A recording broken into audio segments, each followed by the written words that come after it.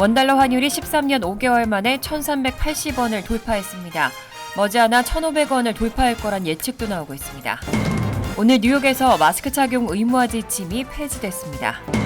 앞으로는 독감 백신처럼 매년 한 차례씩 코로나19 백신을 맞아야 할 수도 있다는 보건 전문가들의 전망이 나왔습니다. 트럼프 전 대통령의 자택인 플로리다주 마러라고에서 FBI가 압수한 문서들 가운데 초특급 기밀 문서가 나왔습니다. 미성년자들에게 전자담배 소비를 촉진했다는 혐의를 받아온 전자담배 주리, 33개 주정부 등에 거액의 보상금을 지급하기로 합의했습니다. 이상은 이 시각 주요 뉴스입니다.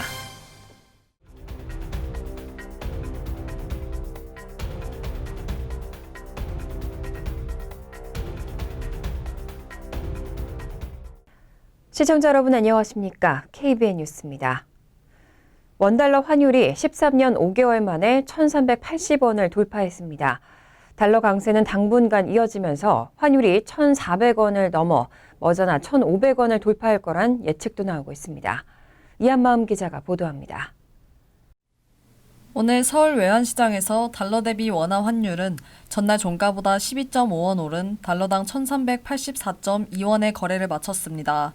종가 기준으로는 2009년 3월 30일, 장중 고가 기준으로는 같은 해 4월 1일 1,392원 이후 가장 높았습니다. 환율은 개장 직후 1,380원을 돌파했고 이후에도 계속 올라 오후 한때 1,388.4원을 기록했습니다. 장중 연고점은 지난달 31일부터 6거래일째 경신 랠리를 이어갔습니다. 주요 6개 통화에 대한 달러 가치를 보여주는 달러 인덱스는 110.691선까지 치솟아 2002년 6월 18일 111.28 이후 20여 년 만에 가장 높은 수준을 나타냈습니다. 중국 위안화와 유럽연합의 유로화 약세로 달러 강세가 지속되는 가운데 한국의 경상수지 적자 전환 가능성이 커지면서 환율 상승 압력이 강해졌습니다. 1,390원 선까지 위협하던 환율은 외환당국이 시장 점검을 위해 서울 외환시장 운영협의회 회의를 연다는 소식이 전해지자 급등세가 다소 진정됐습니다. 추경호 부총리 겸 기획재정부 장관도 방송기자클럽 초청 토론회에서 이렇게 환율이 오르고 외환시장 불확실성이 확대되는 것은 경제와 금융시장에 바람직하지 않다며 시장의 쏠림 현상을 예의주시하고 필요하면 안정조치를 하겠다고 밝혔습니다. 엔달러 환율도 장중 한때 전날보다 1% 넘게 오른 144.38엔까지 뛰어올라 1998년 이후 최고치를 또 새로 썼습니다. 중국 위안화도 한국 시간 오후 4시 기준 중국 시장과 여계에서 전거래일 대비 약 0.1% 오른 달러당 6.96위안과 6.97위안을 각각 기록해 심리적 저지선인 7위안에 바짝 다가섰습니다. 오늘 뉴욕에서 마스크 착용 의무화 지침이 폐지됐습니다. 지난 2020년 4월 이후 무려 28개월 만입니다. 다만 성인 요양시설과 기타 의료시설에서는 여전히 마스크 착용이 유지됩니다. 캐시 호컬 뉴욕 주지사는 오늘 이스트 할렘에서 열린 기자회견에서 시민들의 삶을 정상화해야 한다면서 오늘부터 마스크 착용은 선택사항이 된다고 말했습니다. 이로써 뉴욕에서 시민들은 대중교통 이용 시 더 이상 마스크를 의무적으로 착용하지 않아도 됩니다. 뉴욕은 코로나19 바이러스의 확산에 따라 지난 2020년 4월부터 대중교통 이용 시 마스크 착용을 의무화했습니다. 그간 마스크 착용 지침을 위반하는 이들에게는 $50의 벌금이 부과됐습니다. 호컬 주지사는 28개월 동안 지침을 준수해준 모든 분들께 감사의 인사를 전하고 싶다고 말했습니다. 또 많은 사람들에게 마스크 착용이 또 다른 일상이 됐지만 마스크를 착용한 모습을 볼 때마다 정상적이지 않은 상황을 되새겼다고 말했습니다. 또 건강을 보호하기 위해서였지만 지금은 상황이 많이 좋아졌다고 말했습니다. 주정부는 대부분의 마스크 착용 의무를 즉시 철회했지만 주 보건구가 감독하는 성인 요양시설 및 기타 의료시설에서는 여전히 마스크 착용이 필요합니다. 앞으로는 독감 백신처럼 매년 한 차례씩 코로나19 백신을 맞아야 할 수도 있다는 보건 전문가들의 전망이 나왔습니다. 일단 올 가을 12세 이상 접종할 수 있는 코로나19 부스터샷이 업데이트됐습니다. CNN 등에 따르면 어제 보건당국 책임자는 앞으로 미국인들이 매년 한 번의 코로나19 예방주사를 맞아야 할 수도 있다고 말했습니다. 앤서니 파우치 국립알레르기 전염병 연구소 소장은 면역력이 저하된 사람들은 더 빈번한 보호가 필요할 수 있다고 덧붙이면서도 올 가을이 코로나19 연간 예방접종의 시작이 될 것으로 기대한다고 말했습니다.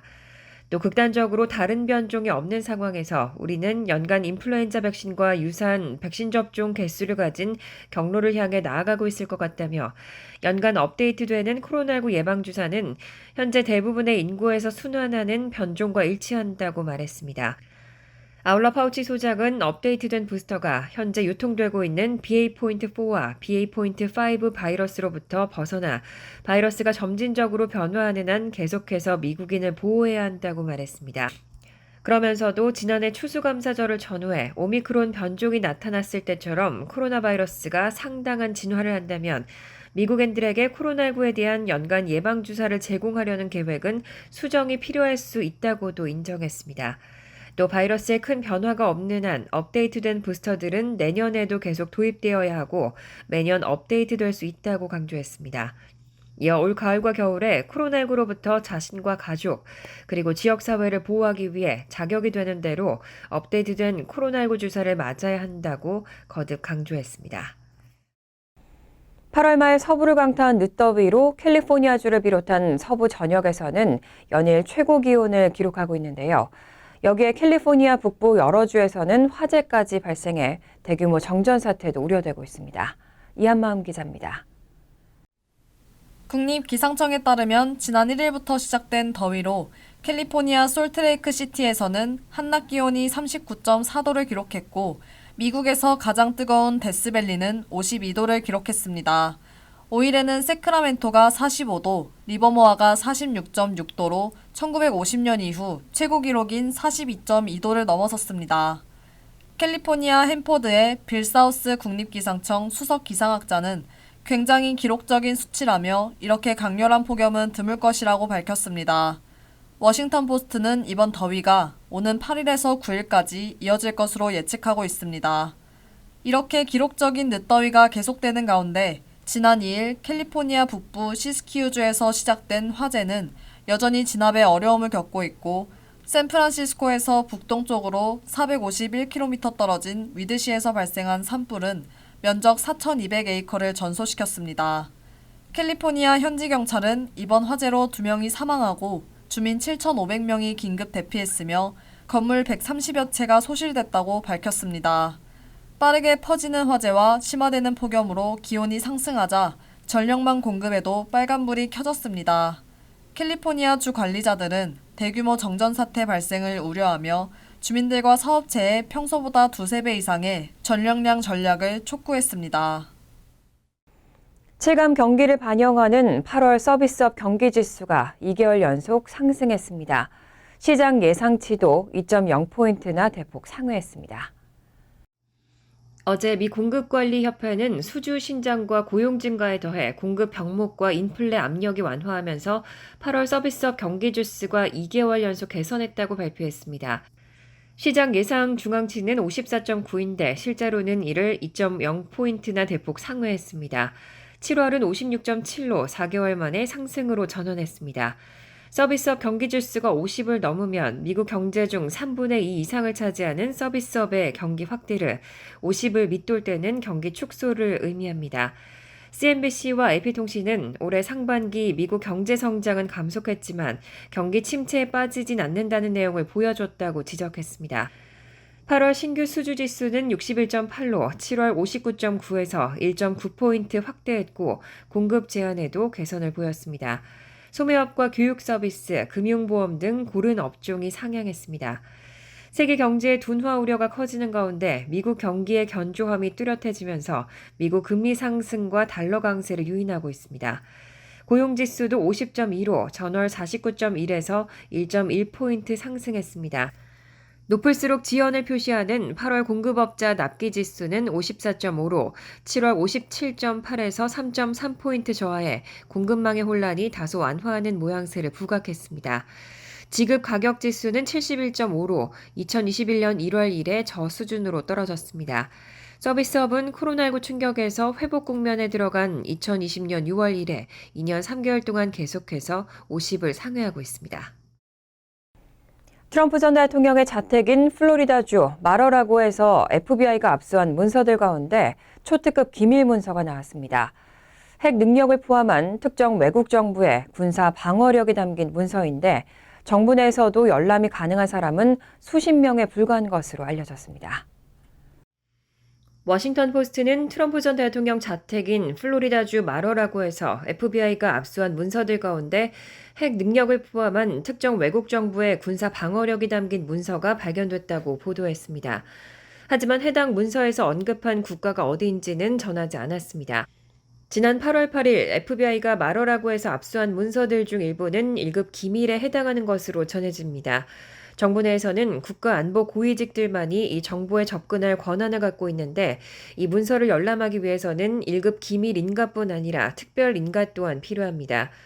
워싱턴 포스트는 미 정부 내에서 열람이 가능한 사람은 수십 명에 불과하고 바이든 대통령이 이끄는 현 행정부의 최고위급 안보관리조차 열람 권한이 없고 이번 사건을 수사하는 FBI 방첩 수사관, 검찰도 처음에 압수 뒤 열어보지 못했을 정도로 초특급 기밀이라고 전했습니다.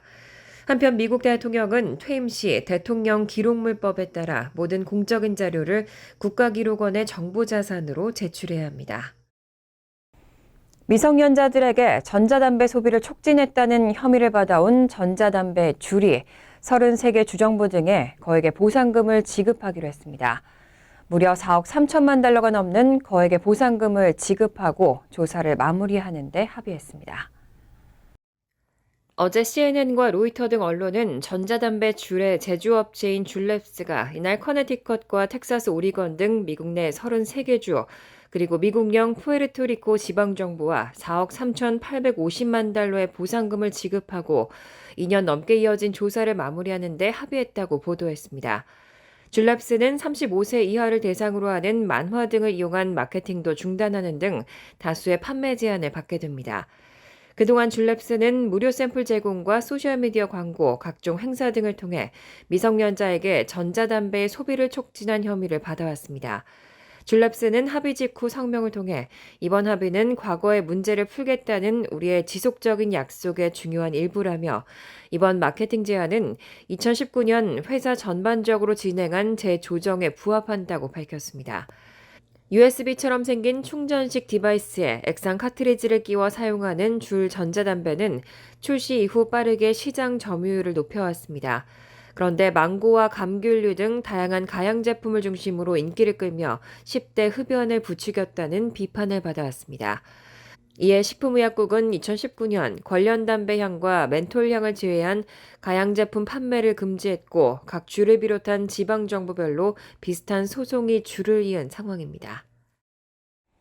맨하탄 교통혼잡세 시행이 내년 말로 다가왔지만 여전히 반대 의견이 만만치 않습니다. 뉴욕주 의회에서는 시행 시기를 5년 늦추는 방안까지 추진되고 있습니다. 스타레저 보도에 따르면 지난달 25일부터 31일까지 모두 6차례 실시된 맨하탄 교통 혼잡세 공청회에서는 그동안 혼잡세 반대 입장을 펼쳐온 뉴저지와 뉴욕주 업스테이트 주민 외에 뉴욕 시민들도 적지 않은 수가 비판 의견을 피력했습니다. 특히 뉴욕시 대중교통 개선을 위해 선행돼야 할 점은 교통 혼잡세 도입이 아닌 메트로폴리탄 교통공사의 방만한 운영 문제 해결이라고 주장했습니다. 연간 10억 달러 수입을 올릴 것으로 기대되는 교통혼잡세가 도입돼도 이를 관리할 MTA가 불투명하게 운영되고 있기 때문에 대중교통 개선으로 이어질지 의문이라는 주장입니다. 퀸즈를 선거구로 하는 데이빗 웨플인 뉴욕주 하원 의원 등은 맨하탄 외 나머지 보로 시민들의 부담 가중 등을 이유로 교통혼잡세 도입을 연기하는 법안을 추진하고 있습니다. 웨플인 의원 등에 따르면 교통혼잡세 시행을 2023년 말 또는 2024년 초가 아닌 2028년 12월 이후로 연기하는 법안을 마련하고 있으며 곧 주의회에 상정할 계획입니다. 특히 수혜 지역으로 꼽히는 맨하탄 거주자 중에서도 반대 목소리가 나오고 있습니다. 일부 맨하탄 시민들은 영국 런던의 교통혼잡세처럼 맨하탄 중심지구 거주민 대상 할인이 없다는 점을 지적하고 있습니다. 맨하탄 교통혼잡세는 오늘 11월 중간선거에 정치 쟁점으로도 부상한 상태입니다. 뉴욕 주지사 선거에서 민주당 후보로 나선 캐시 호컬 현 주지사는 찬성 입장을 밝혔지만 이에 맞서는 리 젤딘 공화당 후보는 교통 혼잡세 추진 중단을 요구하고 있습니다. MTA는 오는 9일까지 이메일과 전화, 편지 등으로 교통 혼잡세에 대한 주민 입장을 접수합니다. 뉴욕시가 과태료 미납 차량에 대한 강제 단속을 강화하고 있습니다. 올해 들어 과태료를 미납한 차량에 대한 강제 단속이 지난해와 비교해 최대 6배 급등했습니다. 뉴욕시 재무국이 최근 공개한 자료에 따르면 올해 1월 1일부터 4월 29일까지 코로나19 팬데믹 기간 과태료를 미납한 운전자의 차량에 대한 바퀴잠금 및 견인 등 강제 단속은 지난해와 비교해 무려 3자릿수가 급등했습니다. 올 들어 4개월간 차바퀴에 잠금 장치를 설치해 운행을 못하게 하는 바퀴잠금 단속은 19,965건으로 지난해 3,495건보다 471% 급등했습니다. 또 견인 단속은 6,097건으로 지난해 933건과 비교해 무려 553% 늘었습니다. 이런 현상은 코로나19 팬데믹 이전인 2019년 수준으로 빠르게 복귀하고 있는 것으로 견인의 경우 거의 같은 수준에 육박했습니다. 뉴욕시는 코로나19 팬데믹 선포 직후인 2020년 3월 중순부터 바퀴 잠금과 견인 등 강제 단속을 중단했습니다. 하지만 2021년 2월부터는 과속 및 신호위반 감시 카메라 단속 과태료를 $350 이상 미납한 경우 차량에 대한 강제 단속을 재개했습니다. 차량을 되찾고자 하는 차주들은 미납 과태료 전액 납부와 함께 차량 견인 및 보관료 포함 최소 $220의 추가 수수료를 지불해야 합니다. 시 재무국은 이런 방식을 통해 이미 미납 과태료 $8천만 이상을 회수한 상태입니다. 또 지난 5월부터는 팬데믹 이후 발부된 주차 위반 과태료 미납자의 차량에 대한 강제 단속도 시작했습니다. 간추린 소식입니다. 아시아 최대 사모 투자 펀드 운용사인 MBK 파트너스는 오늘 메트로폴리탄 미술관이 근현대미술 전시관인 오스카 탕의 개보수가 끝나면 전시실 중 하나에 김병주 MBK 회장 부부의 이름을 붙이기로 했다고 밝혔습니다. 앞서 김 회장은 오스카 탕 개보수를 위해 $1,000만 기부하겠다고 약속했습니다. 메트로폴리탄 미술관은 예우 차원에서 김병주 박경화 갤러리라는 명칭을 전시실에 붙일 예정입니다. 1870년 메트로폴리탄 미술관이 설립된 이후 전시실 명칭에 한국계 인사의 이름을 사용하기로 한 것은 이번이 처음입니다. 오늘 11월 8일 실시되는 뉴욕주지사 선거에 출마한 민주당의 캐시 호컬 현 주지사와 공화당의 리 젤딘 후보가 촉박빙의 승부를 벌이고 있습니다. 선거 여론조사기관 트라팔가 그룹이 지난 3일 발표한 여론조사 결과에 따르면 호컬 주지사와 젤딘 후보 간 지지율 격차는 4.4%에 불과했습니다. 응답자의 47.8%가 호컬 주지사를, 43.4%가 젤딘 후보를 선택했습니다. 지난달 23일에 발표된 서베이 USA의 설문조사 결과에 따르면 호컬 주지사가 55%의 지지를 얻어 31%의 지지를 얻는 데 그친 젤딘 후보를 압도적으로 앞서는 것으로 나타난 바 있습니다. 앨렌박 뉴저지 주 하원 의원은 오늘 건강 관련 서비스와 정책을 수립하기 위해 버겐 카운티와 연방질병통제예방센터가 주민들의 집을 방문해 건강 정보를 조사하는 캠페인을 진행하고 있다며 적극적인 협조를 당부했습니다. 주민 대상 건강정보 수집은 CDC의 대행사인 웨스타트가 실시하고 있는데 이동 트레일러를 이용해 약 2달간 버겐 카운티에 머물면서 무작위로 선정된 사람들에게 편지를 보낸 후 1차로 직접 집을 방문해서 설문조사를 하고 2차로 재방문해 혈액검사와 간경화, 초음파, BMI 등을 실시해 정보를 수집합니다. 데이빗 뱅크스 뉴욕시 교육감은 더 이상 스노우데이는 없다고 밝히고 9월에 시작하는 2022-2023학년도 공립학교 일정에 스노우데이가 없다는 것을 확인했습니다. 이에 따라 시 전역 공립교는 지난해와 동일하게 폭설이 내리는 경우에도 공식적으로 학업을 중단하지 않습니다.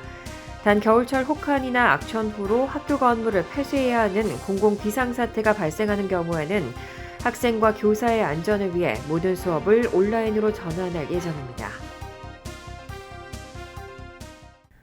환율과 증권 소식입니다.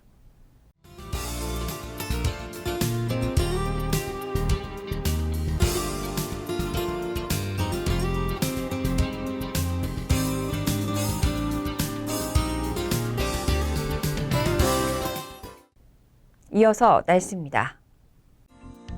목요일은 화창하겠습니다. 낮 최고 기온은 79도, 섭씨 26도, 밤 최저 기온은 66도, 섭씨 19도로 예상됩니다. 금요일도 화창하겠습니다. 토요일 역시 화창한 날씨가 이어지겠습니다. 이상으로 KBN 뉴스를 마칩니다. KBN과 함께 즐거운 저녁 되시기 바랍니다.